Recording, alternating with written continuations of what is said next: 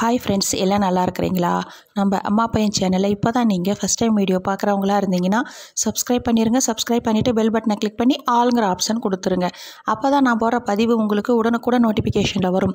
அப்படி நோட்டிஃபிகேஷனில் வந்த உடனே அந்த பதிவை பார்த்து அதனோட முழு பலனையும் பயனையும் நீங்கள் அடையணும். அதுதாங்க என்னோட விருப்பம். ஓகே ஃப்ரெண்ட்ஸ், இன்றைக்கி நம்ம பார்க்க போகிற பதிவு ரொம்ப முக்கியமான பதிவு. என்ன அப்படின்னு பார்த்தீங்கன்னா, இந்த சர்க்கரை நோயால் சின்னவங்கலேருந்து பெரியவங்க வரைக்கும் ரொம்பவும் அவதிப்பட்டுக்கிட்டு இருக்கிறோம் இல்லைங்களா?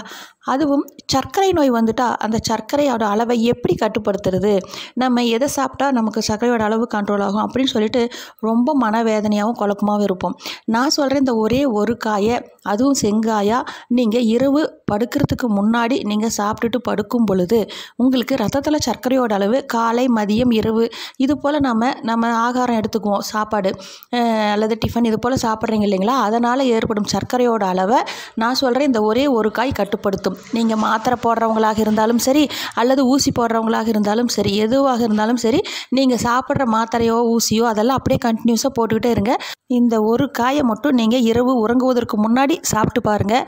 உங்களுக்கு ரத்தத்தில் சர்க்கரையோட அளவு படிப்படியாக குறைஞ்சி, ஊசி போடுறவங்களாக இருந்தீங்கன்னா மாத்திரைக்கு மாறிடுவீங்க. மாத்திரை சாப்பிட்றவங்களா இருந்தீங்கன்னா அப்படியே மாத்திரையே வேண்டாங்கிற நிறுத்தும் அளவுக்கு கண்ட்ரோலில் வரும். இது அவ்வளோ அற்புதம் நிறைந்த பொருள். என்ன அப்படின்னு பார்க்கும் பொழுது பப்பாளி காய்ங்க.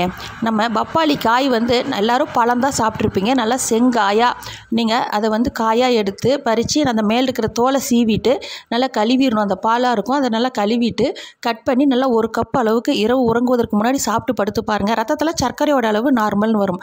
ஓகே ஃப்ரெண்ட்ஸ், மேலும் இது போல் நல்ல ஒரு சர்க்கரை பதிவில் சந்திக்கலாம். Okay friends, okay bye. Next வீடியோவில் பார்க்கலாம்.